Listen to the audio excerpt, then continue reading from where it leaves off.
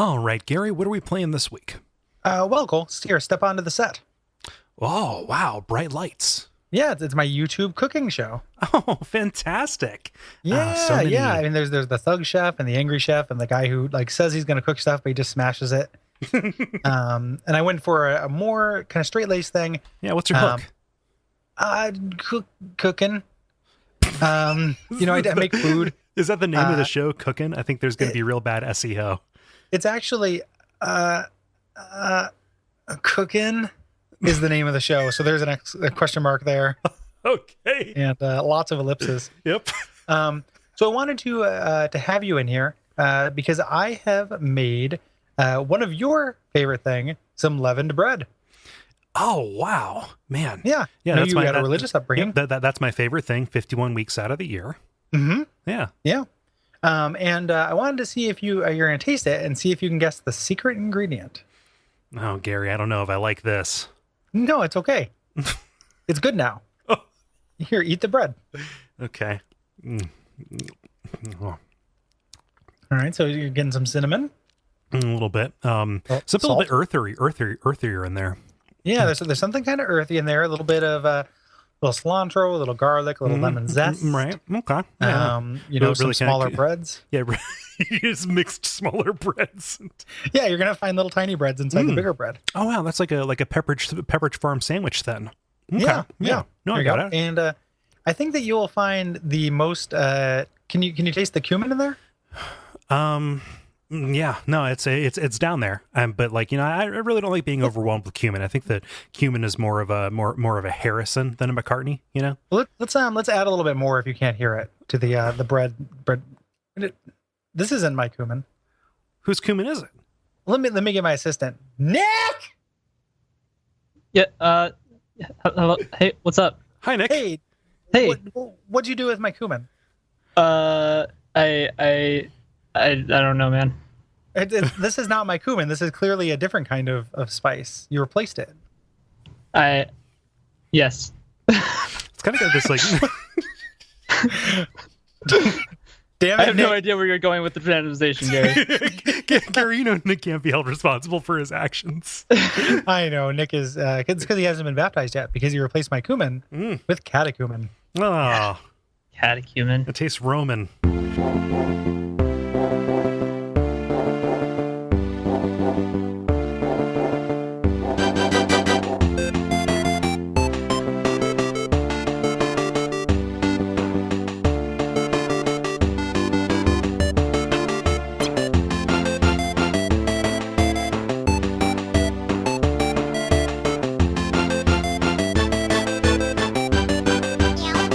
You're right, Gary. That was dumb. It was real dumb. I'm beyond caring. I have no fucks left to give, Cole. Okay. This is Gary Butterfield. This is Cole Ross. This is Nick Glauber. And you're listening to Abject Suffering, the show where we play bad games that Nick dictates to us. Nick, why'd you do this to us? I'm sorry. Oh gosh, yeah. So Nick, people will know you from Check It Out, Comrade. Yes, indeed. Yeah. They'll know you. Good. In various events. Yep. Various events. Couple episodes of Bonfireside Chat. Here and there. Yeah. The intro to Monster in My Podcast. That's me. Yeah. Nick's picks. Mm-hmm. That's the Nick. best skit on that show. Yeah. the titular Nick. Yeah. Nicular tit. No, not the Nick Weird. The Nicular tits. Your titular Nick. But yeah, this is my first time on Abject Suffering, so thanks for inviting me, guys. Yeah, we're happy to have you here. So the game we're playing this time, it is a late 90s PC shooter called Catechumen. Yeah. Which is named after some kind of acolyte from the early Christian church or something like that. It's not specific. It's a Christian convert under instruction before baptism. Okay. So it's like you get that little catechumen window. Yeah. You're a catechumen. Like you get the instructions, you're a catechumen, and then you get your baptism. Okay. So it's like a Doppler effect thing. Yeah. Like you just have this like one little bit where you get to be a catechumen. And right now, can we sing the disclaimer song? Just because this game is silly doesn't mean that we make fun of your beliefs. Ha! That was a good song. Yeah. Yeah, and it's true today is when it was written. What is funny about this game is not any of its religion tone, but rather its attempt to adapt that to a first-person shooter. Right. Yeah, it's the kind of thing you expect from Lightning Entertainment. And Lightning Entertainment. Yeah, and the best thing about this, as I first said it in my head, no lightning. No Lightning. And they've only ever made 2 games, both Christian FPS is in the same vein, and both of which are like the highest budgeted Christian games ever, apparently. And then they went defunct immediately afterwards. Yeah, from 0.8 million for Catechumen to 1.6 million for Ominous Horizons: A Paladin's Calling, in which you play an assistant to Johannes Gutenberg, the publisher of the Bible, chasing after a demon that stole an original copy of the Gutenberg Bible. That's great. Yeah. Like, that's real good. I want to have that adapted to like to like a modern game. Like not that one. Like I want to play that story. You want Me that too. game, just not as it came out. Me too. Oh yeah. Just call it the Gutenberg Quest. Mm-hmm. Yeah. Yeah. I'll go for it. Into it. Yeah, but this is their first game for No Lightning. And so Nick, why did you bring this to us? Well, I was struggling to come up with a bad game that you guys hadn't already done, and remembered this game, which I was exposed to by the speedrunner Peaches during a Bad Games Done Quick block at a very early GDQ. Mm-hmm. And I just remember it being hilarious and very entertaining, and then didn't realize at the time, because Gary asked me like Friday before a weekend that we were out of town what if I wanted to be on the show. It's a real douchebag move on my part. Oh no. But so I was like, oh yeah, that game, and then I spent like all night Sunday trying to get it running to any reasonable effect, and set you guys the instructions. I just didn't have, I thought this would be really fun to do, and and unfortunately the struggle was real on getting it running. But I hope it was worth it for you guys. Man, so many steps. I really appreciate the effort that you went to explain that. No, because you should make a game fact. Yeah. Oh geez, like you could do a game fact about how to get Catechumen running, dude. Yeah, I probably could at this point. Yeah, no, I'm probably the foremost expert at this point. No copyright intended. Yeah, but we had to download two different disk images of it. We had to mount one of those for copy reasons. I had to limit the frame rate on this thing because it doesn't go for modern systems. Gary, you didn't end up being able to run this, did you? Well, I got it to run, but I couldn't get it to run through the frame limiter thing. That would not fire. It would not run from that interface. So I just ran it super fast version. That was really, really choppy and crashy. Because it cannot handle that frame rate. And what's great about not locking the FPS is very, very early on into the game, you get the weapon. You start off with no weapons, and an archangel comes down and tells you your goal and turns into a sword. And if you don't, if your frame rate's running too fast, he just stays there and never turns into a sword. Oh, so that's what happened. That happened to me as well. And then I looked it up online as to what you're supposed to do about that. We had to park on that archangel for a little while though, because I've never seen somebody with an arm ratio like that. Yeah. The wingspan on this guy. Well, and how thick his biceps are as thick as his waist. Mm-hmm. Like he's got huge muscle arms. Yeah, it's really weird. We call that the Chris Redfield ratio. Yeah, even more so. He's beefier than Chris Redfield, because Chris Redfield has like big old thighs too. Like he's just a muscle boy. Yeah. In general, like Beef Boy and Lieutenant is how you play Resident Evil 6. Yeah, Beef Boy, but this Beef archangel's he's got dainty little legs hanging down. Everyone has really, really short legs. Like the proportions are fucked up in this. But this guy specifically, and to have him not do anything, he gave me a sword, and I thought, okay, the sword went directly into my inventory. Nope. So I ran around. I was trying to get to work. As I go, it's probably an unreasonable button. Kind of zipped around, led a bunch of these soldiers back to the Archangel, and they just we ran around them like a sprinkler for a while at super fast Benny Hill speeds. And then they hugged me to death. Yeah, they just gotta grab you and stare at you. Yeah, they just shake your shoulders and try to make you have your come to Jesus moment. Yeah. Or no, not your come to Jesus, leave Jesus, because reject come from Jesus. Jesus. Yeah. because in a grand tradition, you don't have a health meter, you have a faith meter. Drugs are fun. They grab your shoulders. Yeah. Like, sex feels good. Just points to themselves, says this guy fucks.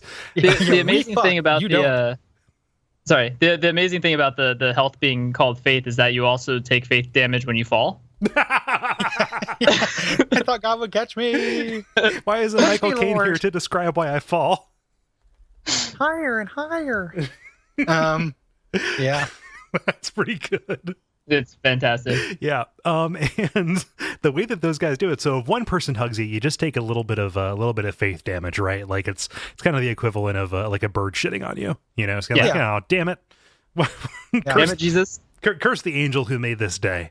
But if while he is holding on to you and saying, you lug, or saying, move around that way, and another one comes up and hugs you, if more than two men hug you, there's something terrible going on, and that causes you to die. That has to be intentional, right? Like you get one shoulder rub from a buddy. Yeah. You're fine. You're only allowed one or two. Well, you only have... It's a pattern. There are only so many possible orientations for the Christian side hug. Like configurations for that. And, right. You can't do a full-on hug. And if both your sides are already taken up... Mm-hmm. Yeah, that's the only they thing just have to grab your dinger. I mean, just if there's no daylight, there's no room for Jesus, and so it's just it's a real big mess. Yeah. Yeah, gotta hover hand the stuff. Yeah, and so the angel came down and said, you must take the sword of faith and avoid confrontation, except while you kill these people, because even though they disagree with you, they're actually possessed by demons, so it's okay to kill them, but don't worry. I thought that so I didn't get the sword, I guess, because I wasn't running through the frame rate limiter. So I thought that I was going to get the sword at the end of the level, so it was like a stealth level kind of thing. Me too. Yeah, because it tells you that. He says, so I did that too. I just kind of speed ran trying to get to the end. But eventually just ran to like a big hug pile. Yep. you cuddle to death like if you try to leave. Which the fact why is there a video game that casts a hug pile as like a game, like a world ending, life ending thing? Yeah, I don't know. It's not like the Romans weren't violent to Christians. Right.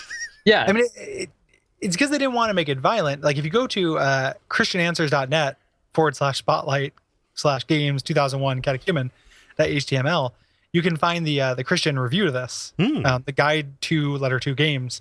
This guy does by Rick Castile, and the ratings that he rates video games are genre, Christian rating, gameplay, violence, adult content. Okay, and it's a weirdly reversed. So like violence, it gets a score of 4 out of 5 for not having very much violence. Adult content, it gets a 5 out of 5 for having none. But it has a Christian rating of 5 because there's nothing offensive in it. So there's no consistency about whether you want a high number or a low number? No. And then did either of you guys find this? I saw, but I didn't read it. Yeah. The GameFAQs review? No, this is christiananswers.net. The Christian review. All right. Yeah, give us the lowdown. The best part about it, so he does his review, he says, like, this proves that Christian games can be exactly as powerful and awesome as mainstream games, et cetera, et cetera. Totally worth your time and money. Do not overlook it. The user comments, check out this fucking wiener right here. I'm 28 years old and this game scared me. The lower dungeons and demons were a little too much. I definitely wouldn't let kids play this. I think it would give them nightmares. It gave me nightmares. Fuck you. Wow. Granted, I'm sure real demons are much worse. Okay. But at least if I had to confront one, I'd have the authority of the name of Jesus and wouldn't have to rely on my swordsmanship. I also gave the game a Christian rating of 3 for that reason. So what the fuck, man? What a wiener. You nightmares from Catechumen. Fuck you. what a delicate little like dandelion. Just the slightest breeze. Let's stuff this person in a locker so bad. I'll fucking show you a demon.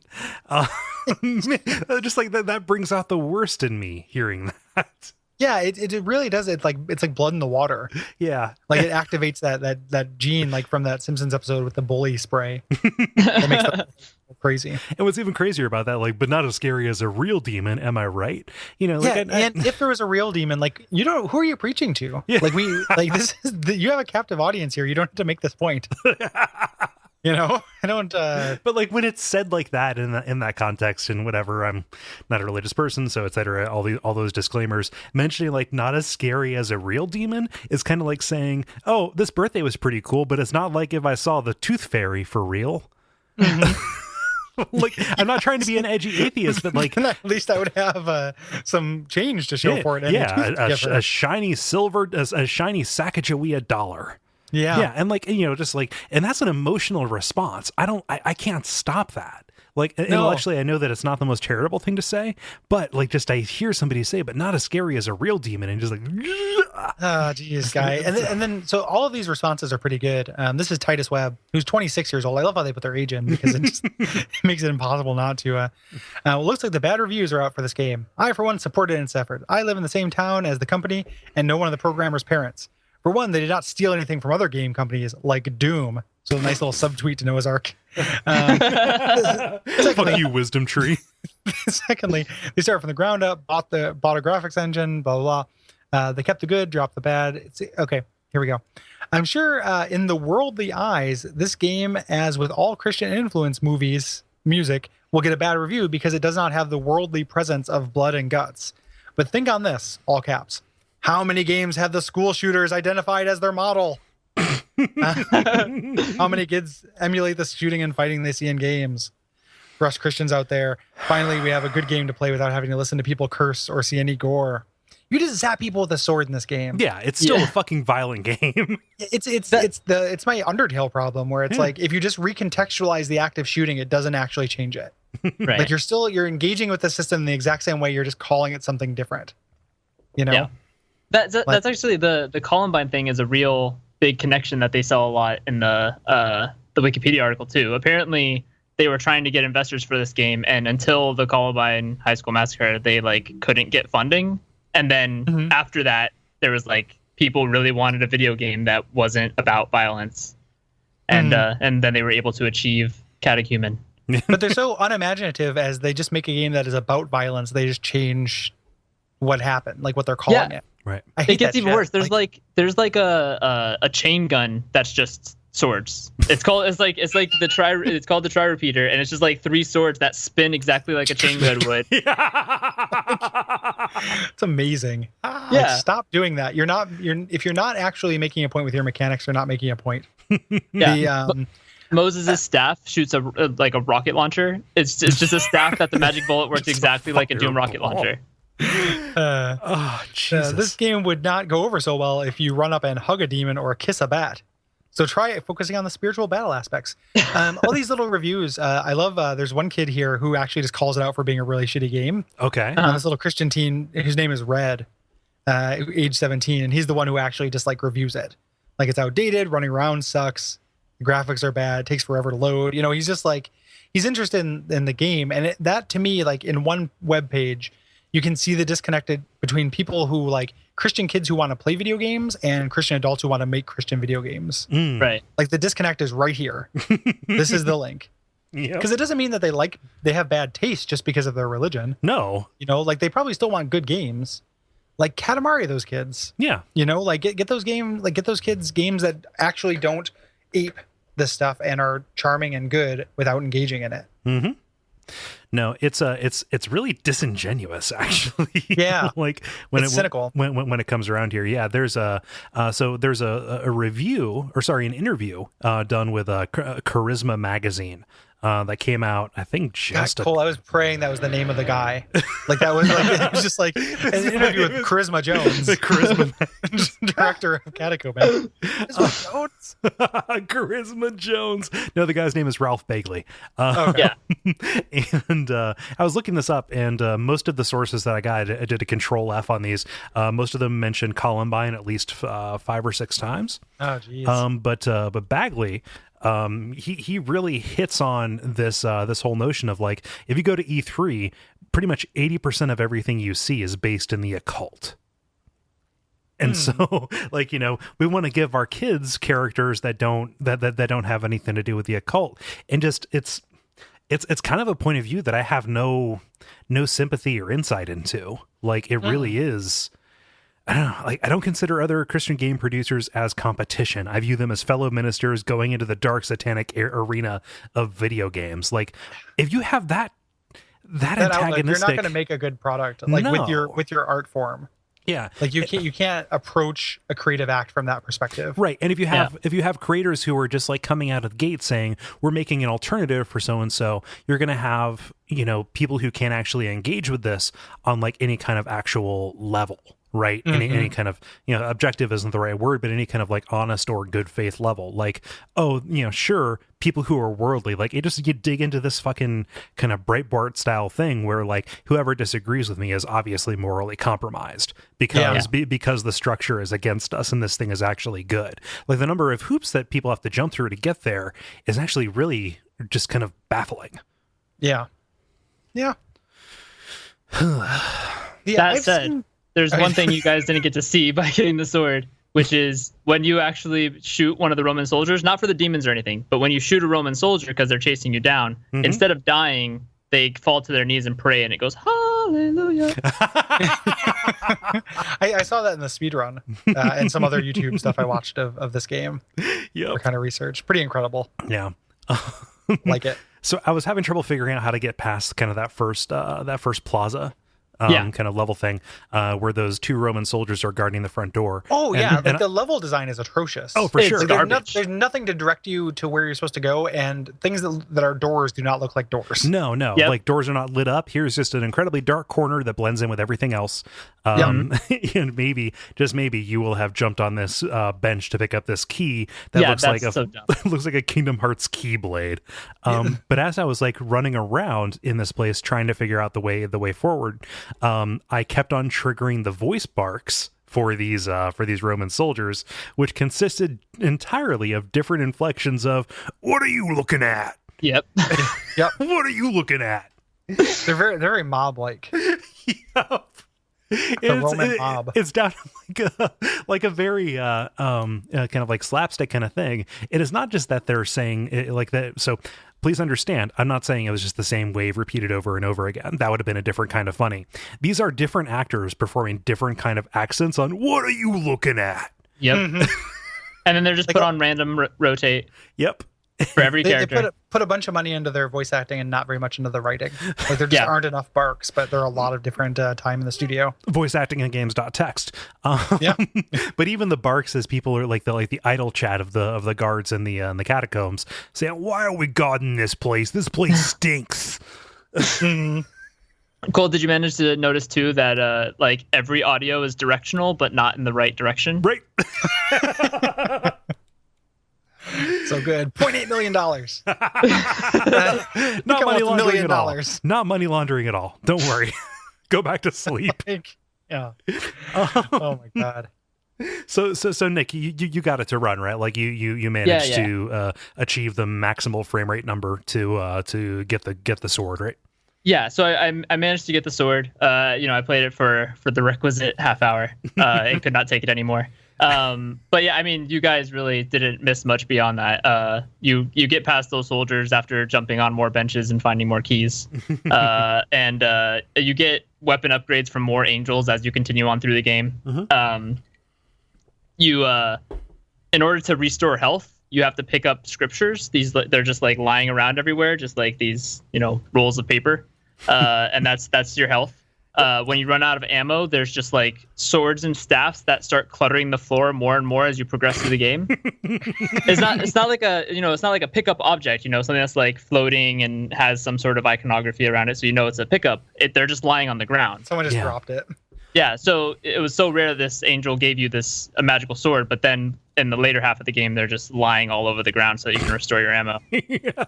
So you can just pick up any sword and absorb its swordy essence in order to power your holy sword. Oh, God. And I mean the game is just that there's like a couple physics puzzles that I've seen that it's the worst because it's not like it has a full physics engine. You can just kind of slide objects around on two axes, and you have to move boxes around to get up some platforming portions, and the jump is atrocious as well. So. Why they decided to do anything physics-based is beyond me. And that just continues on and on until you fight Satan. Yep. Whenever I can out jump a video game protagonist, it's a problem. Like, it just says me. I'm looking at the game facts for this, and the enemies, is Roman soldiers, imps, devils, hound of hell. Okay. You also fight a minotaur and a werewolf at some point, which I did not think were explicitly anti-Christian. Like, I haven't read the Bible in a very long time. Like, do you fight werewolves in it? I don't think, does the main character fight werewolves, or is there a lycanthropy subplot that I missed?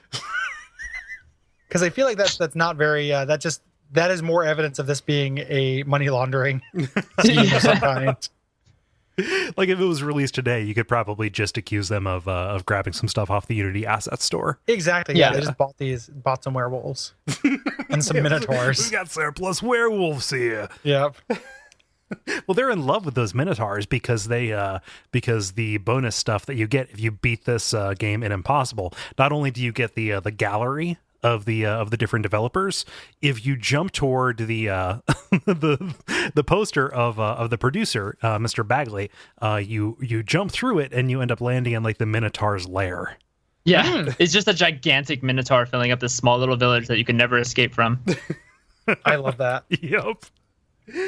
Oh gosh. Yeah. So my experience with this game, unlike Gary, I was able to get it to run. However, I guess it was running too fast anyway. I compared it with the speed run and I saw that it was moving very fast there. So I figured, okay, nothing is wrong here. This is just a very, very poorly tuned game.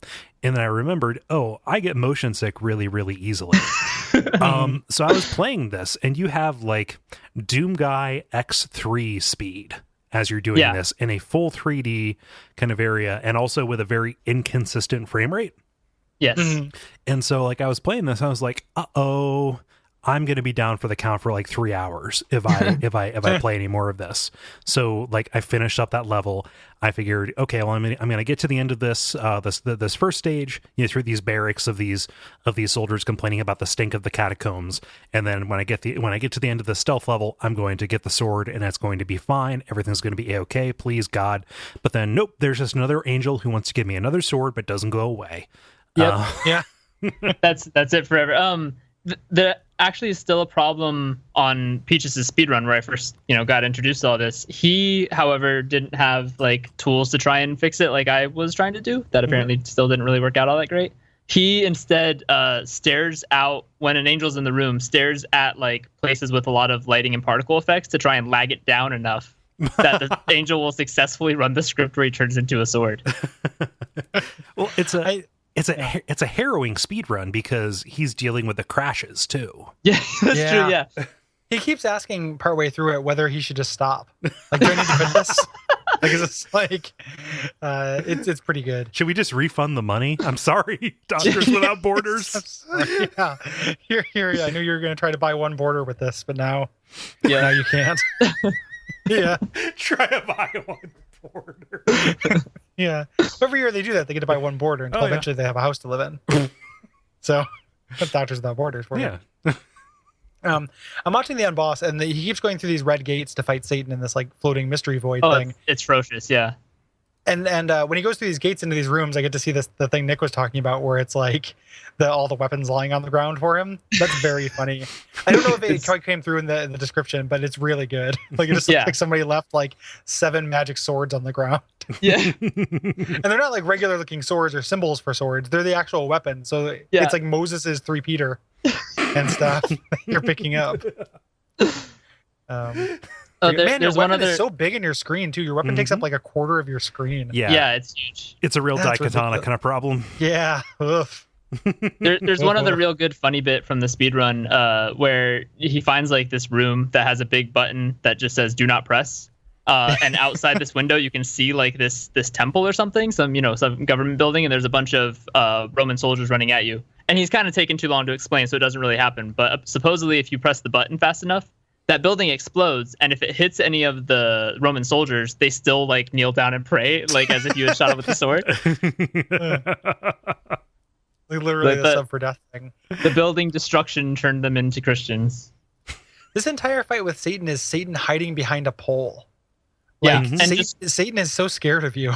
And he transfers between this. rooms constantly, and he has like 1,000,000 health. It's like half of the speed run is him fighting that stupid boss. It's like 25 minutes of a 45-minute speed run.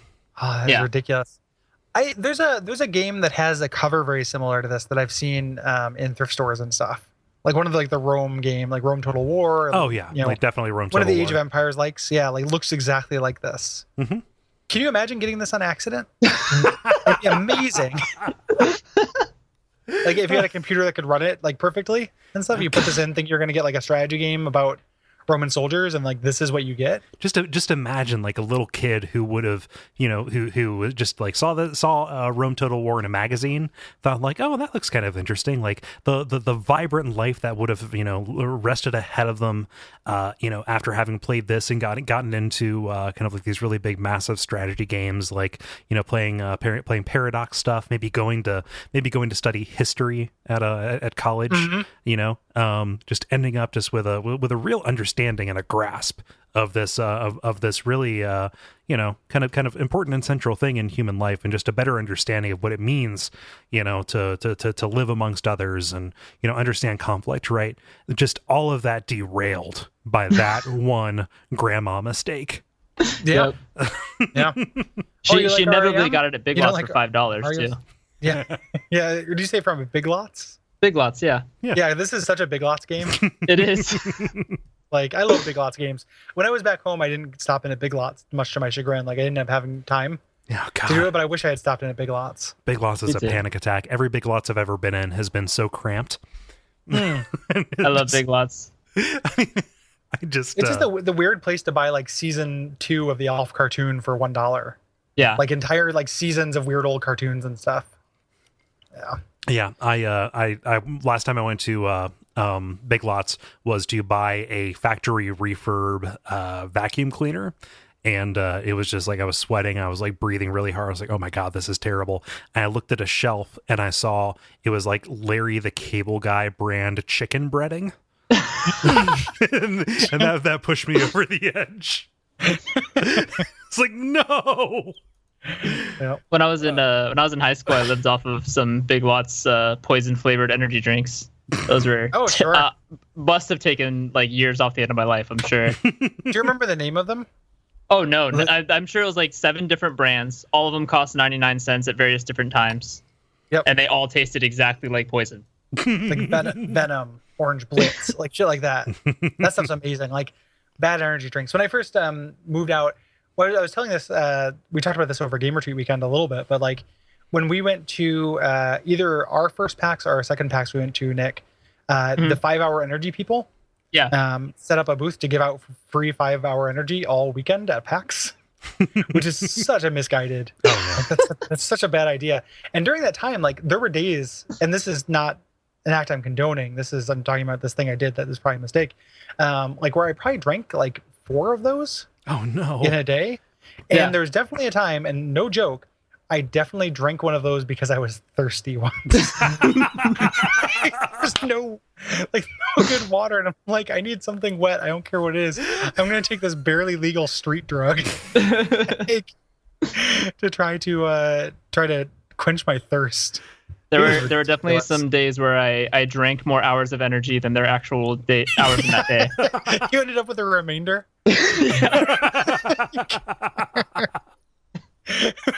No. The 25th hour is the dregs. Yeah.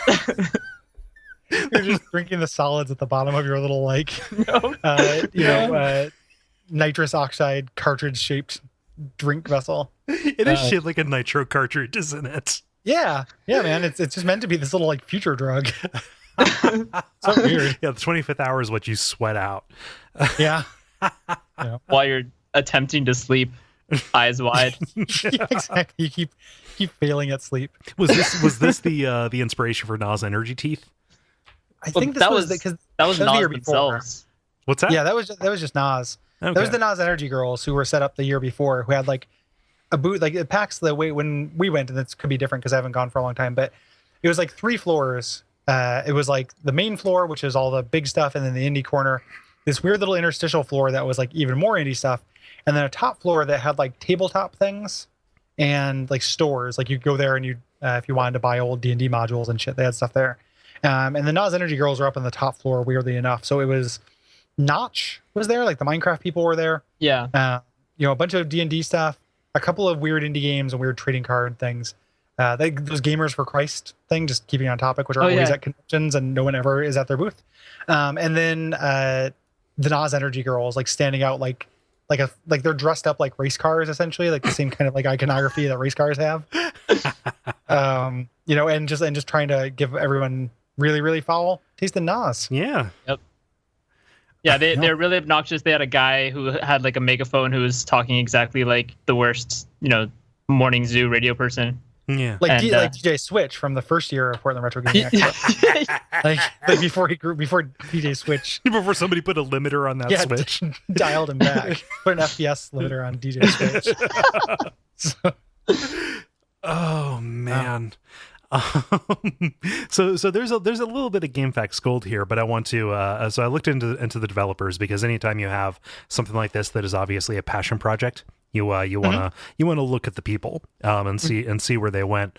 Nobody really went anywhere except one of the guys, one of the lead designer, Christopher Horton, went on to make X-Blade games for Xbox Live Indie Games, and he really strayed from the path.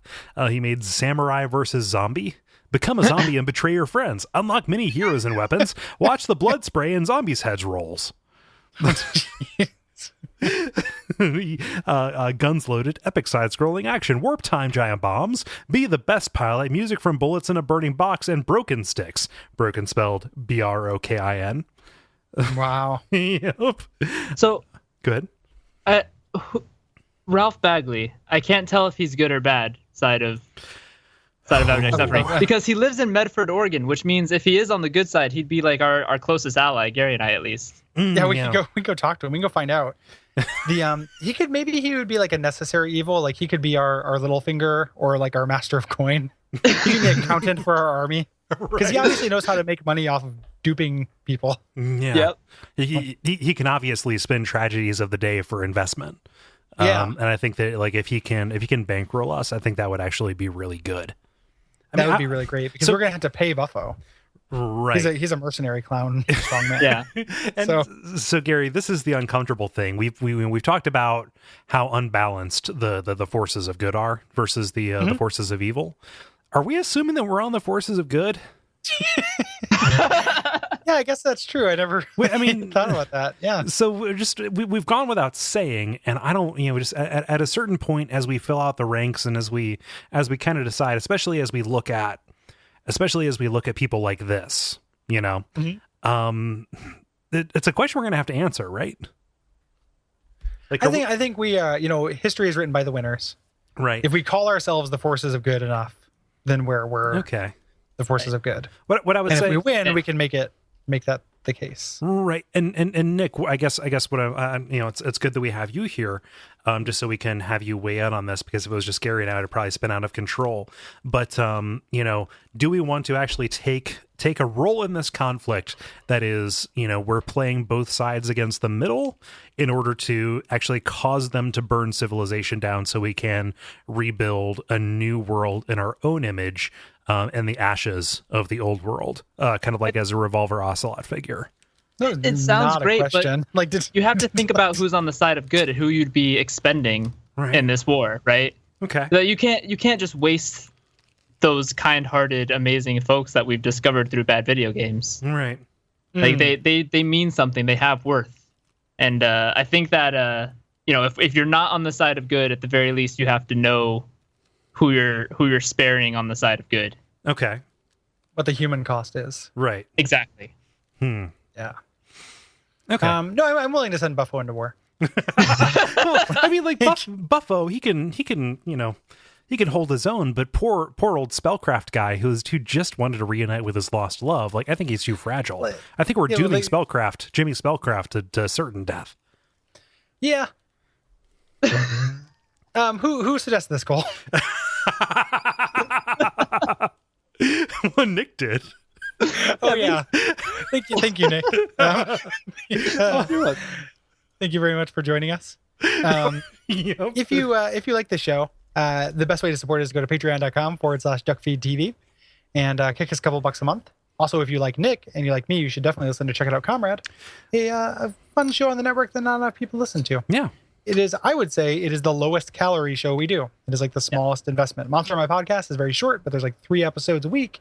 Mm-hmm. It's a half hour every 2 weeks. Super get in, get out. Will not spoil anything for you. It is an easy bite to take. Yeah.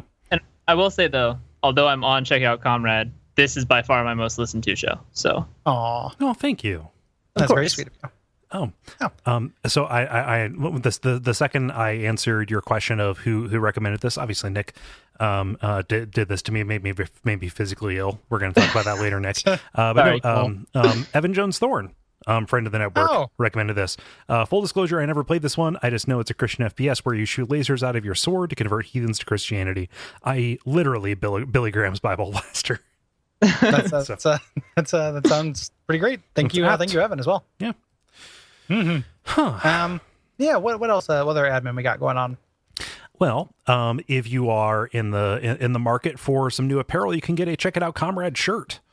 Ooh. Yeah. Oh yeah. Yeah. That logo is on our store along with a bunch of other stuff. Duckfeed.tv/shirts. They're really cool and people seem to like them. Yes. That's awesome. Yeah. I wasn't even aware. I need to get me one of those. Yeah. You can. If you're listening to this as well, or where can people find you online too, Nick, that they want to follow you on social media? I'm mostly Comrade is my main public works output. But you can find me on Twitter at Nick Pancakes. And I don't tweet a whole lot there, but if you want to reach me, if you want to talk at me, then I'm there. I'm also all the time on the Duckfeed Slack. Yeah. And I'll be around all the Duckfeed events like Portland Retro Game Expo and Duckstream. So all that good stuff. Yeah. Nick will be all over that and is instrumental in it being done. Yeah. He's going to be a big help. So thank you to Nick. Yes, thank you. You're welcome. Thank you guys for having me on. It was a lot of fun. Yeah. Yeah. Good time. So who is Catechu Dog? Much better than the Catechu Cat. Oh, sure.